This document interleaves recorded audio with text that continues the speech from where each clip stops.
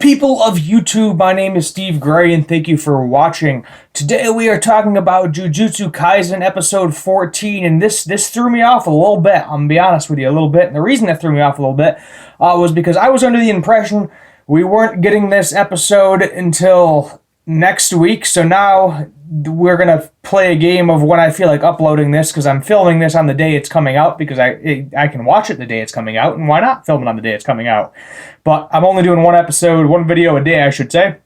So maybe Sunday, maybe Saturday, and then I gotta push Yashahime also to Sunday, which I'm not sure if I want to do that, because that is currently my most watched show that I review currently. So we'll see what I feel like tomorrow, Saturday, when I'm watching Yashahime and filming that review. This is my third video I'm doing today, so I may not be as optimistic as I usually am. I did a guitar video that was very long, about 25 minutes long, a lot of new guitars coming out.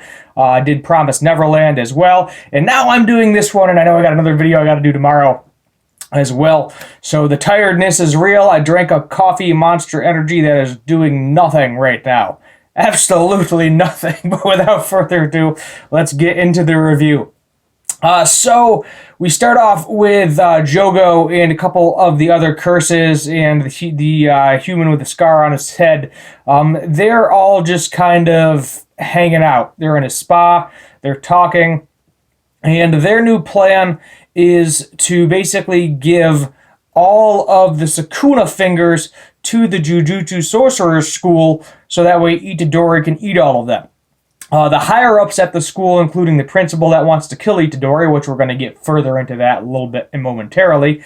Besides Gojo's the only one that wants to give all the fingers to him, kind of just to see what can happen, because Gojo knows for a fact, and I'm going to go ahead and believe him, that he will be able to beat Sukuna at full power.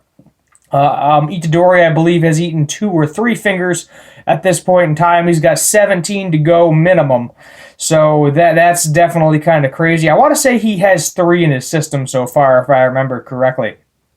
Because he has the original one, second one Gojo gave him, then the third one when he fought against that finger demon. Yeah, so 3. So he's got 3 of them in his system right now.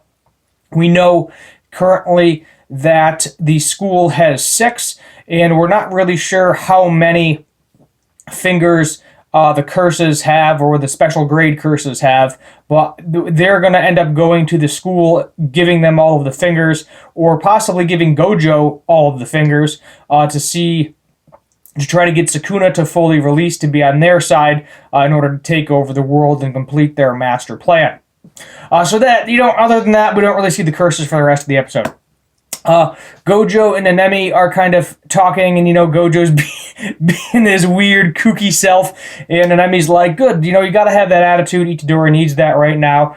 He's got a lot on his plate with the school exchanges that are going to happen. We're trying to get him stronger, so that way he can beat, somebody as strong as a special grade as Jogo. But we don't really know the full extent of his powers right now, or really how much time has lapsed between him fighting that curse, the body morphing curse, and now. So I'm guessing it's been a couple of days at the very least. But next episode 15, is when we're actually going to get the event. Basically, the first event, what is going to happen there is all the schools are kind of spreading out, and they're going to see how many curses they can kill. So if they kill all the curses, all of them are dead, then whoever gets the most wins. But they can also sabotage other teammates. They don't want them to kill other people, but at the same time, it is semi-allowed from the sound of it. So the freaking principal, this prick, is like, surprise when Itadori jumps out of a box. Fujigiri and Kugasaki, or is it Kurosaki or Kugasaki? She and him are both mad, very mad at Itadori, because it's been 2 months since they thought he was dead, and you'd think they'd be kind of happy, or Gojo led them to believe everybody would be happy, but Gojo gave some of the students souvenirs, And Itadori showed up, and all of them were kind of mad at him.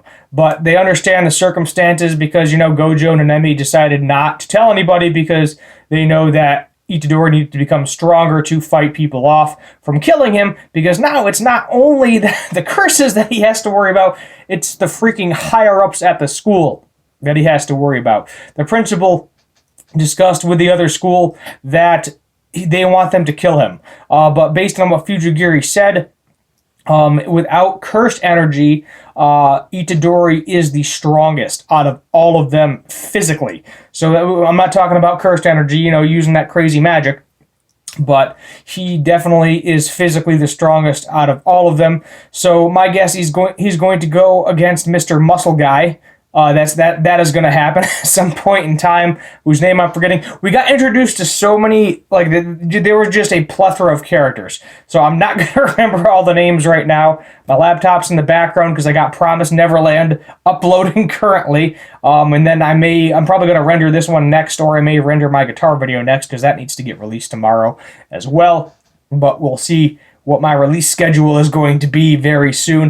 9 out of 10, you may be seeing this on Sunday. It is a high possibility you are currently watching this review on Sunday. But not really a whole lot going on in this episode. Itadori is still kind of, he's fine, but at the same time, he knows what happened. He had to kill somebody. It's in the back of his head. But he's got past that point. So he's definitely a different person. He's definitely a stronger person. And I am looking forward to him hopefully beating the crap out of some people next episode, because everybody is just going to gang up on him. That is exactly what is going to happen. Everyone is just going to try to kill him, almost immediately. It is going to be a massive problem, and I don't know whether or not his teammates are going to try to defend him.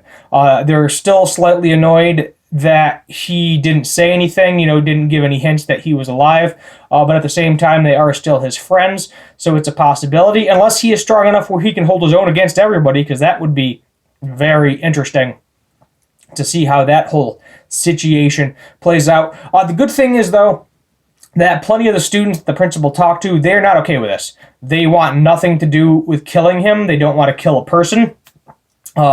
Principal worded it as Itadori is not a human being. He is just Sukuna. Treat him as he's Sukuna. But the problem is, Sukuna made that pact a while back that we haven't seen, that if he says this one word, he gains full control of Itadori for a solid minute.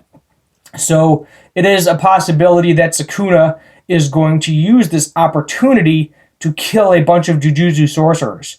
I can completely see him doing that, and the reason I can see him doing that is because the less Jujutsu sorcerers there are around, the less chance of him dying and having to deal with them in the future when he becomes whole again, because that is eventually what's going to inevitably happen, is Itadori is going to eat all 20 fingers, Sukuna is going to be full power, and either Sukuna is going to figure out a way to break off of Itadori or possibly fully control him. And I can see that being a massive problem down the road, where it might actually end up with Gojo killing him.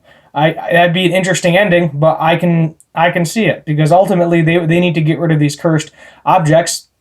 And what better way to give them all to Itadori and then tell Itadori Sensei to kill him? How terrible and fitting that would be, or trap him forever, all eternity.